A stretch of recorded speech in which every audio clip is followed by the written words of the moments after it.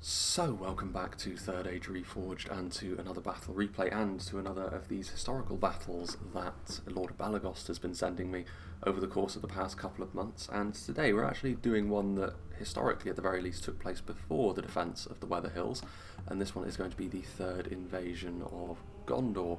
Once again, we're going to be seeing it take place on a more open map such as this, which for me, as I've said before, is a little bit nostalgic because it's a little bit reminiscent of some of the battles I was showing in the very early days of my channel, because this is of course more of your standard fair battle map in terms of what Medieval 2 is all about. Third invasion of Gondor as well. The king at the time was the man who would later become Romendasil II, the one who ultimately built the Argonath near the falls of, well, along the Anduin. And yeah, interesting. His name at this time though I believe was Minelkar, and some interesting little facets of this battle is the fact that the Northmen did march on Gondor, and we'll be seeing them represented by the Kingdom of Dale, so it's a little bit bizarre in many ways to see the fact that this is a historical battle and to see Dale effectively marching in step with those from the east that are marching to invade Gondor. But it's not a perfect approximation because this is, after all, earlier periods of Middle-earth, and while Gondor more or less you could say are pretty much equivalent to what they would be in the Third Age, everyone else, even including the early variant on Rohan, would be a little bit different to what we're seeing here, but it is what it is ultimately. So yeah, third invasion of Gondor. If you want to look up the exact details of what led to the battle and such, then I'm sure that you can. Tolkien's lore is vast after all, and this is only one particular example. Gondor invaded numerous times, many a time of course as well. It was at the hands of the Easterlings and other such groups from this part on the other side of the Anduin marching against them. And I suppose actually what we will do is we will go through the would-be invaders on this occasion, starting off with that strange little aspect of this battle where the Northmen are marching against the Gondorians, and like I said, they are going to be represented by the Kingdom of Dale today.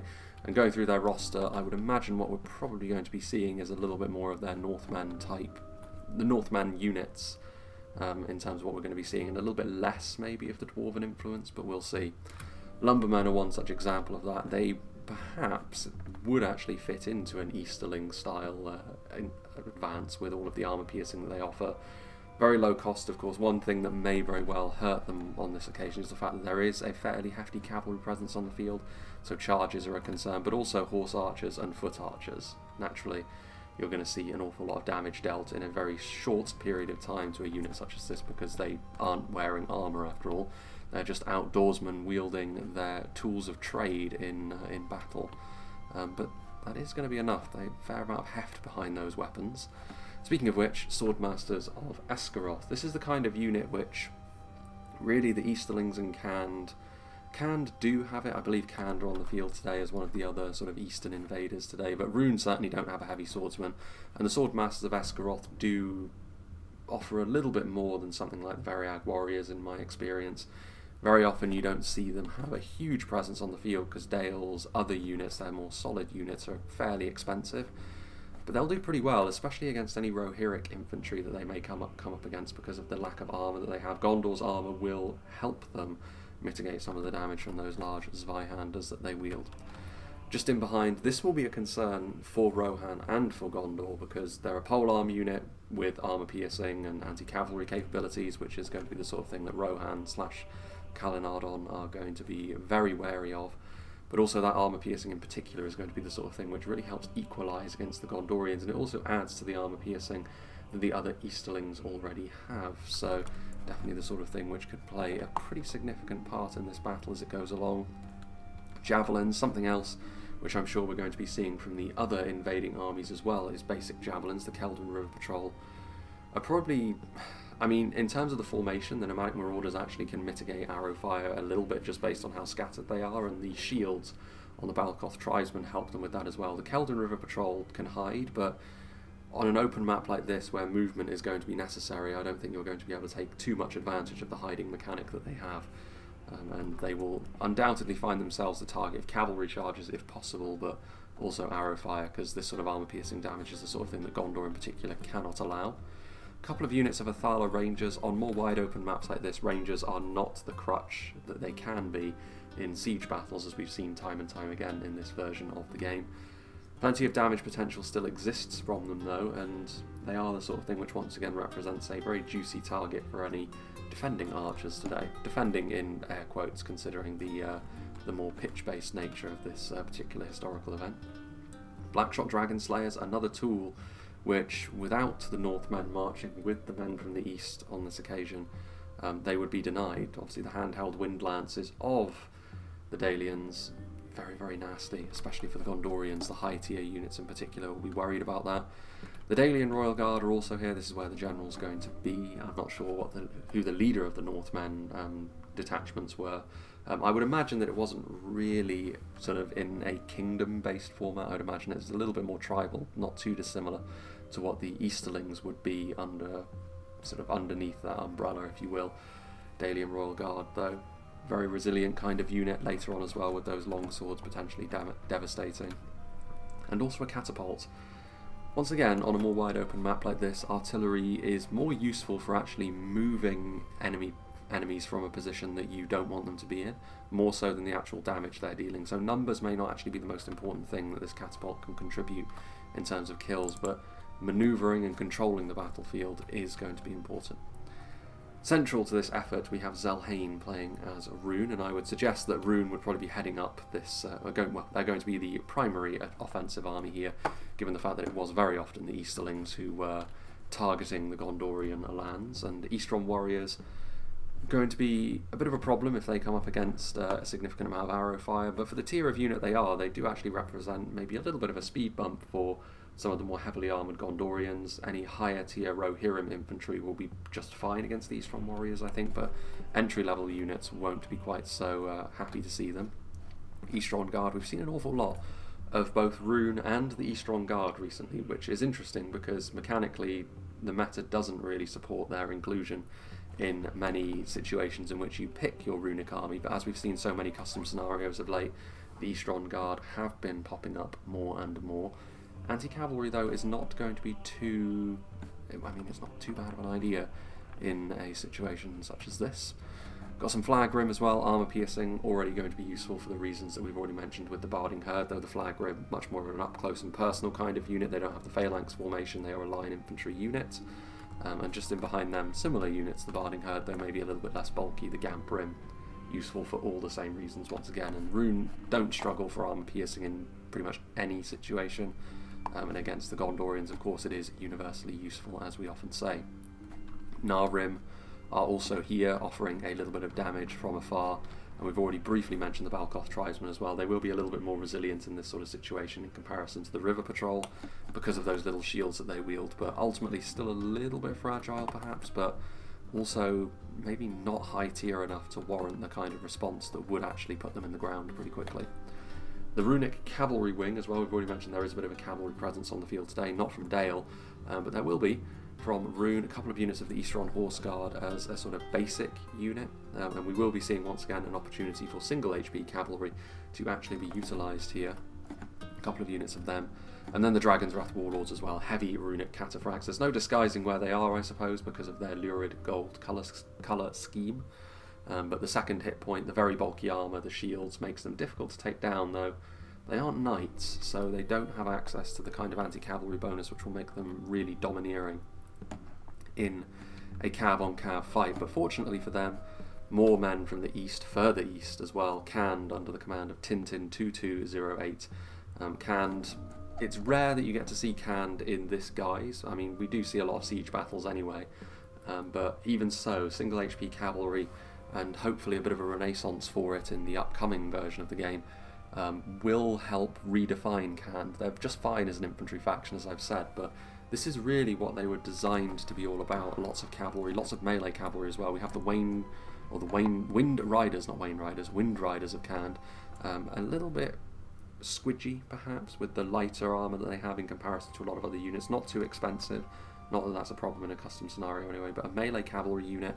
This is the sort of unit which, backing up with that runic cav force, is going to put a great deal of pressure on the defending forces today, though of course with Rohan among their ranks we may be seeing an opportunity for both Canned and Rohan to be played in a way that they were always intended to be. Nurad Retainers, I mean, when it comes to a grindy cavalry fight though, you would give Canned the edge because they do have more in the way of melee cavalry, and the Nurad Retainers in many ways are just a bulkier unit of the unit that's just in front of them. More armour, a shield as well, which will help deal with any sort of ranged threats that they perceive. There's, let's see, it looks like more like horse archers in the distance, but for now, Chieftain's Vanguard, probably the tankiest unit of horse archers in the game. They may not be able to deal as much damage or withstand as much melee pressure as something like the Riders of the Golden Wood from Lothlorien, but they are a unit which we don't get to see enough of, I think, considering the fact that they are meant to be one of the heads of the Khandish army. Variag horse archers in high numbers with the armour upgrade as well, so I think we're going to see a bit of a horse archer exchange between Khand and Rohan as well, which will be interesting to see. And just in behind, a fairly substantial infantry force as well. Nurad footmen offer very much the same sort of thing as the Flag Grim, more armour piercing. Variag warriors, I've already mentioned them briefly. With the armour upgrade, I would actually say this pushes them maybe a little bit beyond the unupgraded Swordmasters of Esgaroth. Swordmasters themselves, of course, do have an armour upgrade as well, but stylistically it would probably clash with what the Northmen are supposed to represent in this situation, which is maybe why we're not seeing it. Nomadic warriors, very basic. Numbers are fine, but you can't ask them to do too much in the way of heavy lifting, especially against more professional Gondorian infantry units. It's going to be a little bit difficult for them. Variag warriors are here as well, once again with the armour upgrade. Nomadic axemen, a little bit more useful perhaps in terms of their melee capabilities because of the armour piercing they offer, though they're going to be very vulnerable to Gondorian skirmishers. More axemen over there, and then over here a couple of Brotherhood units, the very, very dangerous Brotherhood of the Axe, the maybe slightly more conservative unit of Brotherhood of the Sword as well, but still very dangerous infantry units indeed. So for the defending forces, and unsurprisingly perhaps, we are seeing a pretty substantial cavalry force from Rohan here. Evil Caspar has been given the responsibility of trying to utilise them to their fullest. Riders of the Fold, heavier unit of horse archers. It's not dissimilar to the upgraded Variag horse archers over on the other side, very much equivalent kinds of things. Rohan have got more of an emphasis around lance cavalry, though, which is, again, not as useful in this situation as maybe you'd like. Rohan are in a difficult spot as a faction in the current matter of the game, and an update is probably most needed for them more than any other faction in the game. The Arid of Aldburg, though, do have the opportunity to get some pretty nasty charges in, and they may need to as well. I mean, with all of the archers and with some of the more vulnerable units of infantry across the way from the invading force, a few good charges from the Arid of Aldburg could be just what is needed. Riddermark skirmishers are going to be absolutely key as well for winning that cavalry engagement. It's going to be a fairly bloody affair, the cav engagement, but whoever wins it, I get the feeling will really have a leg up in terms of the rest of the fight. And Rohan are going to have to be the driving force behind that, because Gondor's cav force is much more limited in terms of what it offers, but we'll see what they have. The Riddermark skirmishers are going to be a central facet of that as well. Javelin cavalry, and then two-handed axemen in melee. Eastmark horse archers are the lower end variant of the Riders of the Fold we have already seen. Arid of Aldburg are here, and also the 1st Marshal's Bodyguard, which are another unit of multiple HP lancers, so basically the equivalent of the Dragon's Wrath Warlords. They're not as tanky, but they are quicker, so we'll see which of those two approaches is the better to take in this situation. As far as infantry goes, Eastmark Axemen, very entry level. They'll trade evenly with something like the Nomadic Warriors, I would suggest. Maybe in terms of damage dealing they're a bit better, but they have less numbers, which is a problem. It's another problem with the Rohirric infantry, but this kind of unit, the Westmark infantry, will actually be really, really good at trading with not only Khand, but also the armour piercing from Rhun will be less useful against them than it will be against the Gondorians, and they should have the beating of stuff like the Flag Grim, but again the problem with Rohan is they don't really have any pole arms to back them up, whereas Rhun do. Westmark Spearmen represent a pretty damn solid unit on the front line for Rohan as well, a very accomplished unit of mainline spears. Upper tier as far as Rohan are concerned. More Eastmark Axemen, more Westmark infantry, more Riders of the Fold in the centre here as well. More Westmark infantry. And then back here, some more damage dealing units. There is a unit of Riddermark Axemen at the back, a unit of standard shock infantry, but the two units of Shield Maidens, the Shield Maidens are honestly the best unit in Rohan. I think the sprites for them are probably the best quality as well. But also the fact that they're axe throwers and throwing axes are actually one of those real hidden gem classes of units, I think, in the game at the moment. Could be really, really decisive if they can get into the right kinds of positions. More Eastmark horse archers as well. The central Gondorian army, played by Adin Men, he's got some Gondor cavalry, so going to be riding with the Rohirrim. A pretty underwhelming cavalry unit, if I do say so myself, especially without the armour upgrade, but they're going to be here for numbers, and if they can just support Rohan getting a victory in the open field with the cavalry units clashing, that will be good enough for them, I suspect. some standard Gondor spearmen with some Wardens of the White Tower in and amongst things as well. The quality of the Wardens of the White Tower isn't really something that we've seen matched over on the other side. Maybe the Dalian Royal Guard in melee could match up to them 1-to-1, but even so, the Gondorian quality is going to be key here. Gondor infantry, considering the kind of foes they're facing, they'll do reasonably, but the armour piercing on the other side of the field will be a bit of a problem for them. Even without the armour upgrades, the Gondorian chainmail is still one of the main aspects of their army. Marksmen of Caer Andros represent something which will give Gondor pretty much the skirmish advantage, as you would kind of expect, given the fact that Dale a little bit more lightweight in terms of what they're offering on the field today, and it's a little bit more of an aggressive infantry and cavalry focus for Rhun and Khand. One thing that Gondor can do potentially is really leverage this in terms of their skirmishes. The artillery from Dale may be a bit of a concern. Fountain Guard are in here, which is something again that the invaders can't really take on from the front. They're going to have to try and find a different way of going about things. A second unit of Wardens of the White Tower and Citadel Guard at the back, as well as another unit of Gondor cavalry. So a quality unit, the most high quality army. Also Pelagia Marines in the middle here, but the most high quality single army that we've seen on the field so far here is under the command of Adin Men. I don't know whether the second Gondorian army is going to be as lucky. Seraphim going to be there as well. Mithrandir's retinue, so again, pretty decent cavalry force with the Pinnith Galen cavalry as well. Going to be an interesting thing to see who wins that initial cav fight. Stakes as well. Gondor archers, another aspect of or another wing of the Gondorian skirmish arm, which is going to give them the clear advantage in terms of trading back and forth in such a way. First example of the Nimlothian Honour Guard that we've seen in the battle so far as well. Fantastic high-end unit. Axemen of Lasarnak, unupgraded as they are, not really seeing any of the Gondorian armour upgrades, but this is from an earlier period in history where they had to meet an invasion in somewhat of a hurried fashion, I suspect. Second unit of Nimlothians. Catapult duel is possible, Pelagia Marines, and also the Ravenhelms of Caer Andros offering that high quality, high armour, heavy swordsman as well. So there we have it. I do think that I would actually give the edge to the Gondorians and the Rohan army here, if only because they do have the ability to really dig in with those skirmishes, and the quality of the Gondorian infantry in particular is significant. But we'll see. I think if the attackers can win the cavalry fight and then take map control and maybe win an artillery duel, maybe that will be enough. We'll have to wait and see, but without further ado, let's get this show on the road with what I imagine will be a sweeping effect from both cavalry forces from both sides of the field.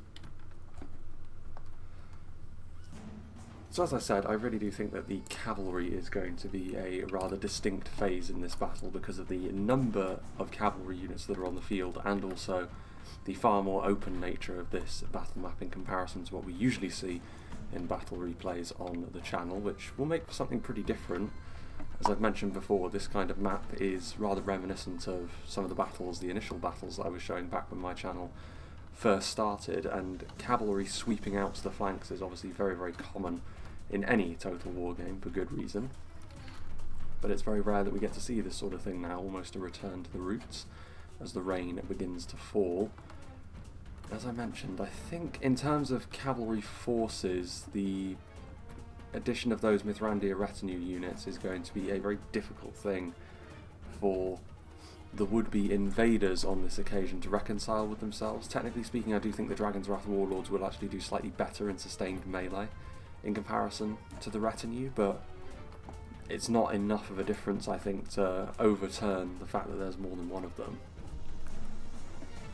Having said that, as I've already mentioned, Khand do have a bigger contingent of melee cavalry in comparison to the Rohirrim, as we can see the Horse Archers already scything down some of the Wind Riders of Khand.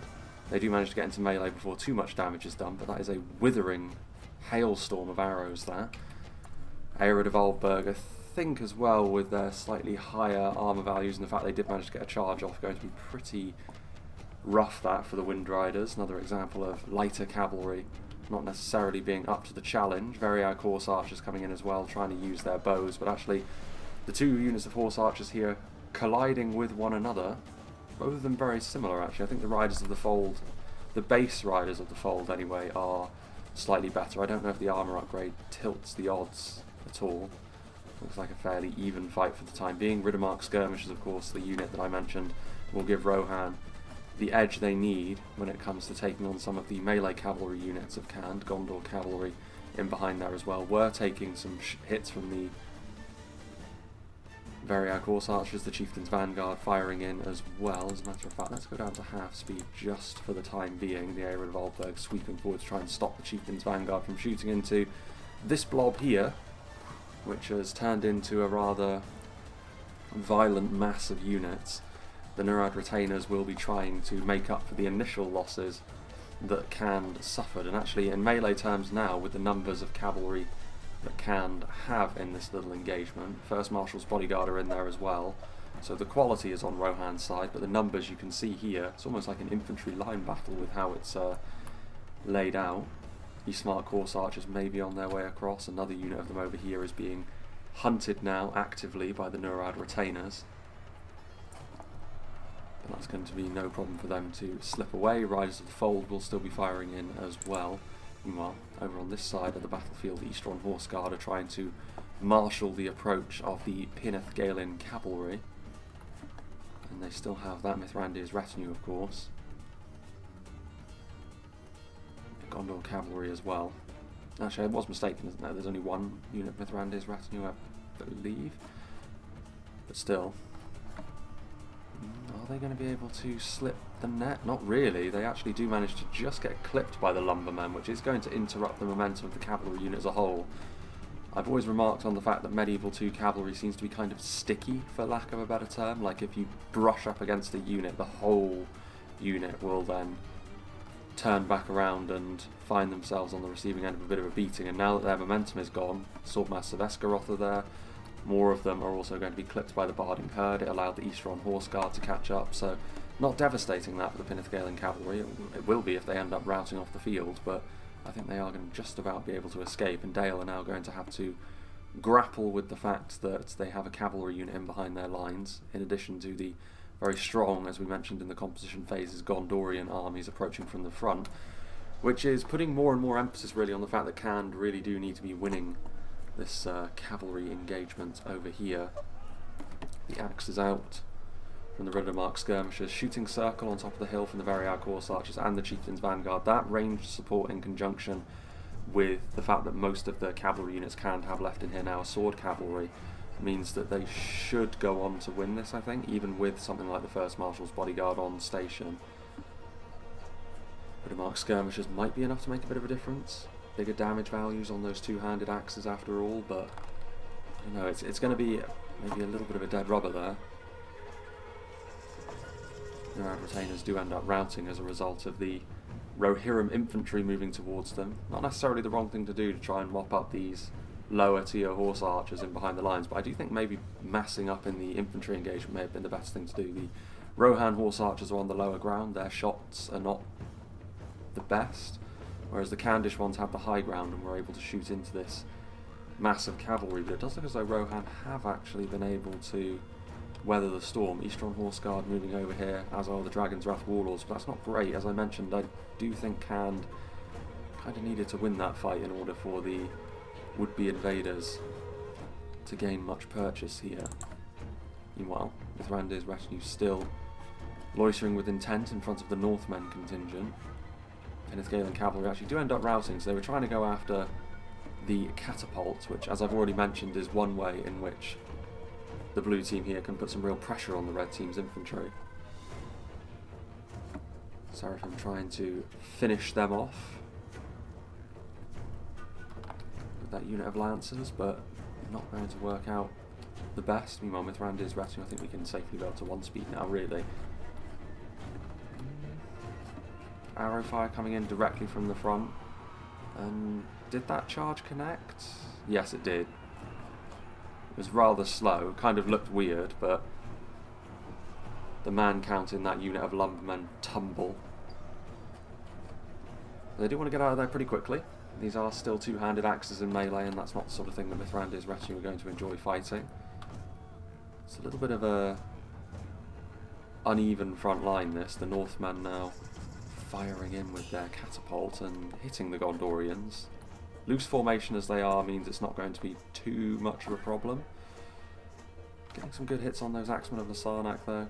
Ooh, that was a very fortuitous hit there for the Gondorian catapult. That's not the sort of thing that Rhun needed to be seeing. They're going to be very reliant on their Gamprim and their Flagrim to be efficient in these engagements.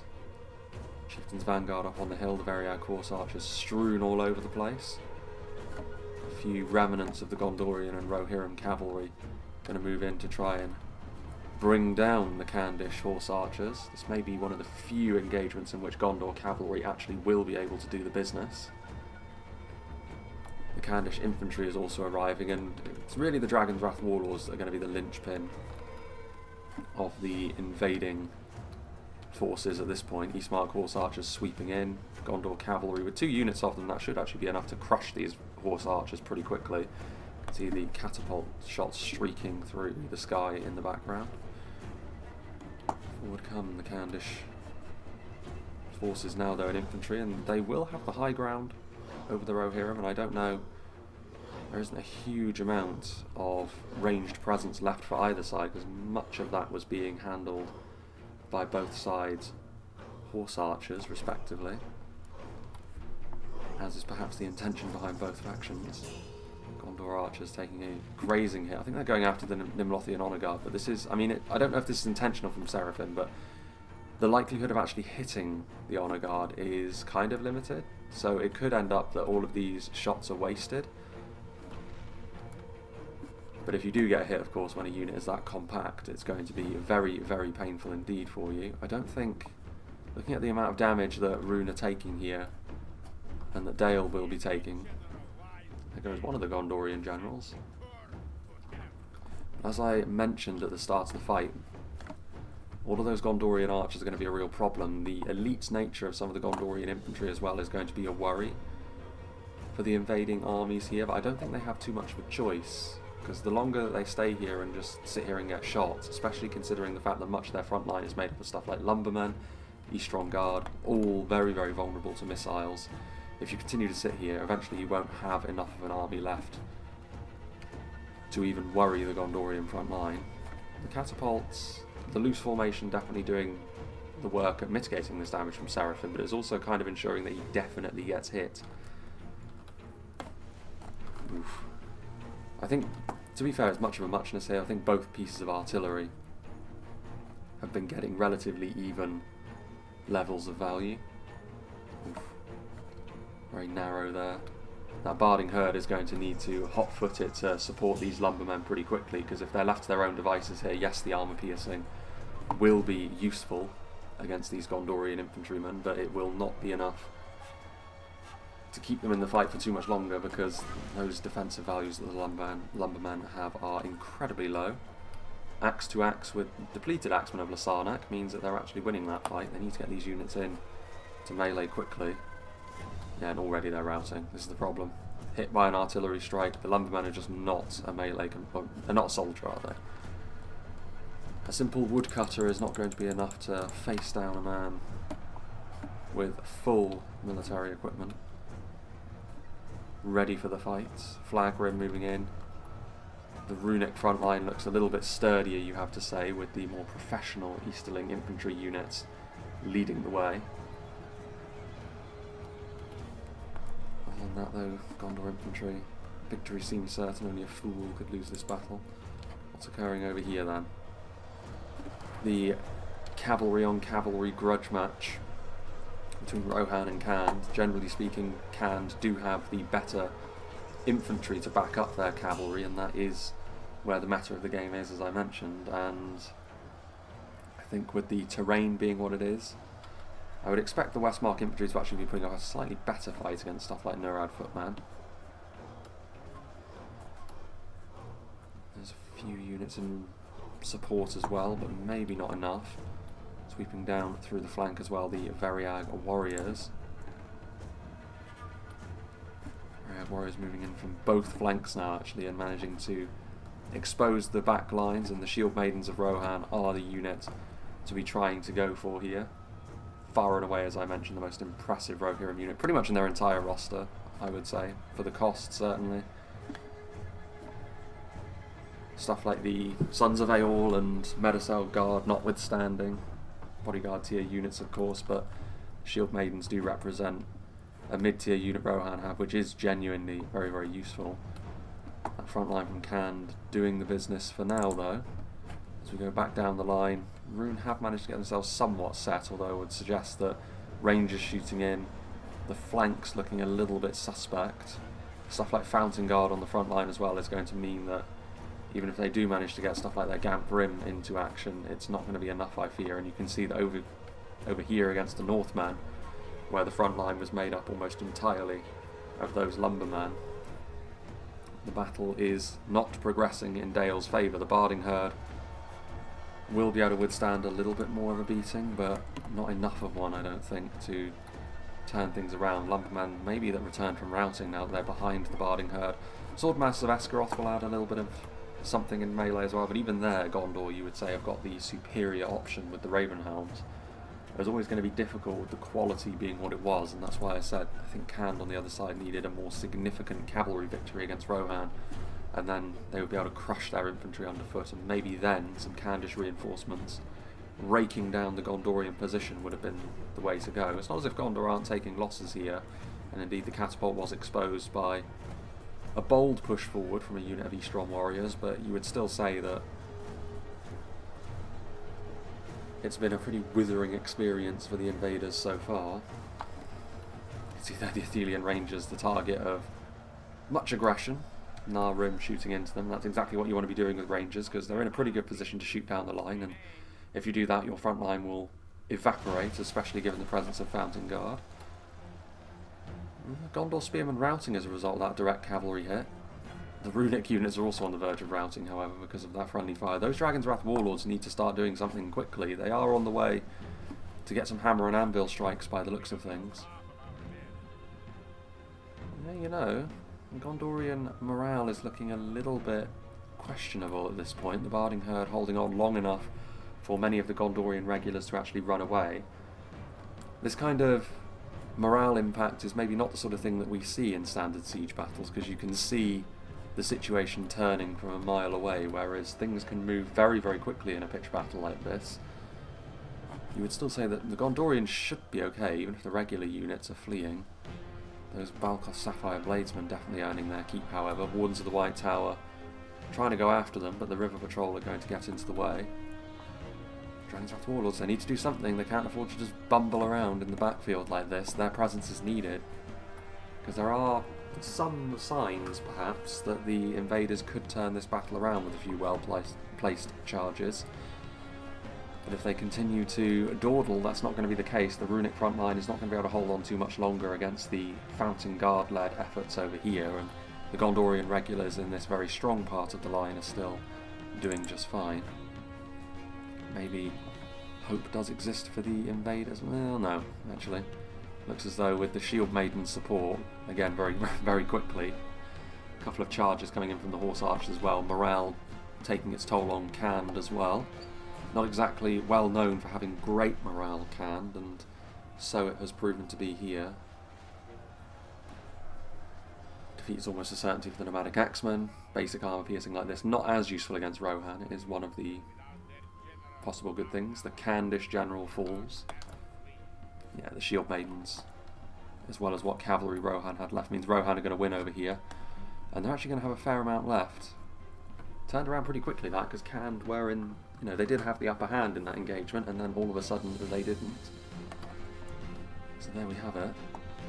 All routing Buried Warriors. That flank did not work for them. So that means Rohan are going to be able to reinforce the Gondorians over here, which means I think from there, with that, we can say with a fair amount of confidence that this is going to follow the same result that the actual event followed, and it's going to be a victory. The third invasion of Gondor will result in failure for the invaders.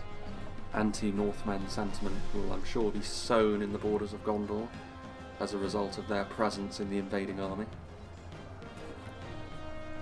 And Lothian Honour Guard surrounded by a lot of armour piercing, but still.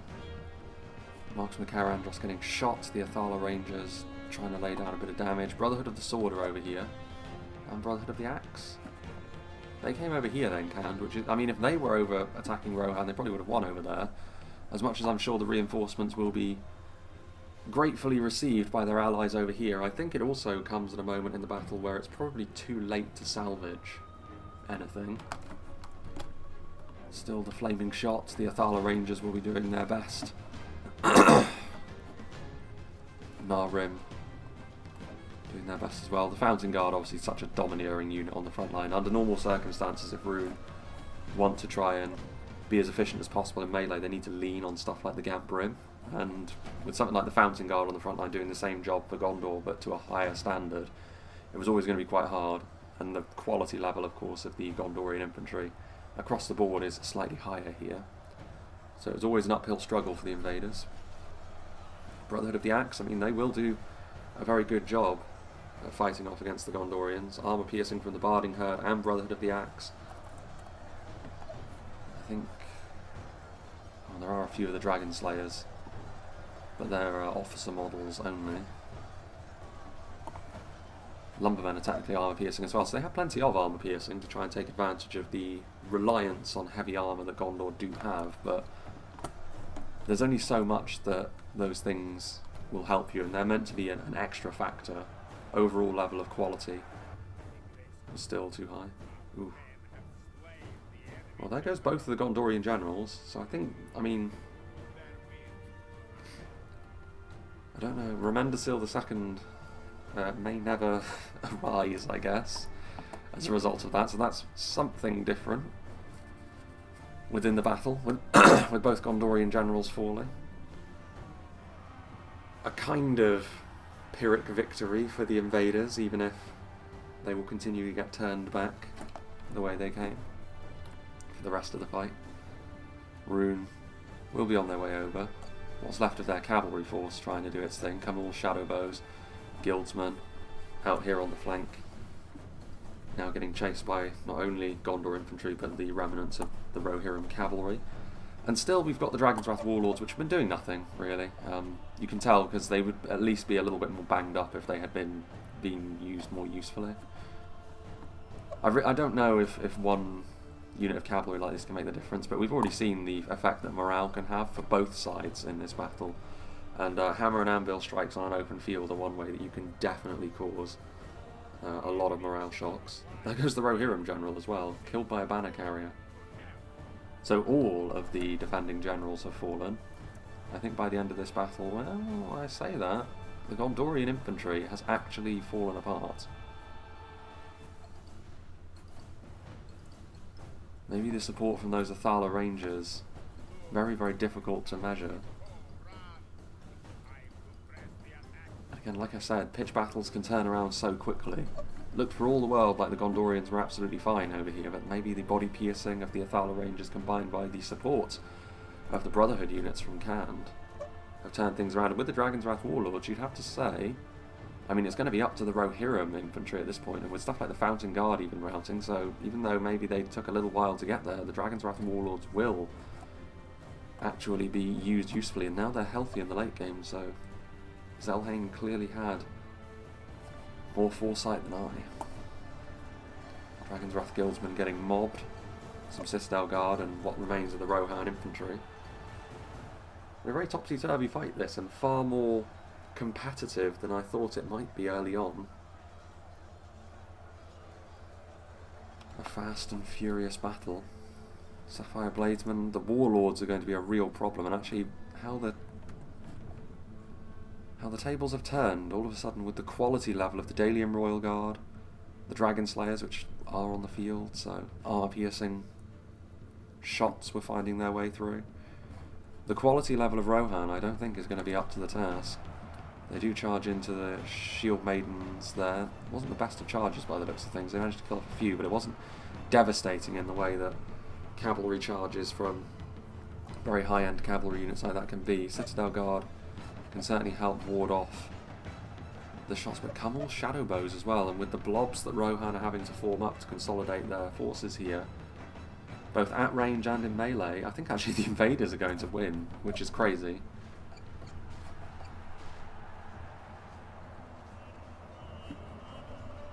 Shield Maidens charging in. Well, well, well. This may be the first of the historical battles that Balagost has sent me, which may have a pretty different outcome to the one that was actually in the lore. And It's a situation where Brotherhood of the Sword should do pretty well, but they're actually taking hits. Maybe it's because they're outmatched in terms of numbers. Westmark Infantry numbers proving to be a pretty important tool in Rohan's arsenal here. Which, to be fair, that is how Gondor were ultimately overcome. The quality of the Gondorian infantry initially looked for all the world like it wasn't going to go the way of Dale and Rhun, but they managed to weather an incredible amount of punishment, and that was ultimately enough. The armour piercing of the Brotherhood of the Axe, while it is incredibly useful against Gondor, it's not the be-all and end-all against Rohan. Though the level of quality they're facing off against, you'd still easily back them against Eastmark Axemen. Surely they won't have enough to overcome that level of opposition. And speaking of which, surely the Brotherhood of the Sword as well can now turn things around now that the numbers are looking a little bit shakier from a Rohirrim perspective. Well, well. The map is soon going to have to be redrawn. As admitting defeat. Yeah. Late game Dragon's Wrath Warlords on an open field like this.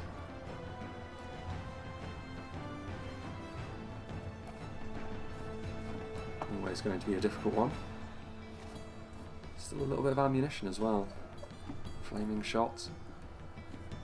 Morale was a real game changer in this one for both sides. And it reminds me about why pitch battles can be a really fun thing to witness in Medieval 2. It's probably where the balance of the game in all of its guises is best seen. And there we go. The invaders win, but obviously pitch battles are a little bit less popular to witness, so that's why we only see them every now and then in between the larger sieges, but it's still nice to see another one, and big thank you to Lord of Balagost for making another one of these, setting them up, and deciding to send it in to me once more. But yeah, pretty different result, I feel. There was actually a time limit in this battle as well, but time limits on pitch battles like this are rarely going to come into play, because of course they always end up being somewhat shorter than the incredibly long and grinding sieges that we see in other situations. Much like the Battle of Minas Morgul last time out, you will scarcely see two more different battles back to back than these. But yeah, there we go. The invaders successful in their attempts, and numbers wise they did have an edge in terms of numbers, but maybe not sweeping in a sweeping fashion like you may see between like elves and orcs, for example. Only a small difference in that regard, but then it is humans fighting humans, so we shouldn't be too surprised about that. Let's see what did the damage for the Dalian army then. And Athala Rangers, yeah, on an open field, they're not going to get the upwards of 500 kills that you can get with Rangers in a siege battle, but those are good returns, especially with the Dragon Slayers as well chipping in. So that level of damage that they were able to do with their ranged unit and their catapult, I have to say, did end up being very, very significant, which is what you would expect from a faction like Dale. Their ability to basically hold a line and then over a longer period of time, perhaps with archers and then damage spikes from rangers and dragon slayers, do the damage. That is how they are played as a faction, pretty much regardless of the situation. And it's no different on an open field like this. They dealt with the early game pressure from the cavalry pretty well. Swordmaster's doing okay in melee. Barding Herd being very, very important as a line holding unit as well. Lots of lumbermen used, none of them getting an incredibly high amount of kills, but then you wouldn't expect them to. They're a very low end unit. Even with the armour piercing, the level of opposition they were going up against was always going to make life fairly difficult for them.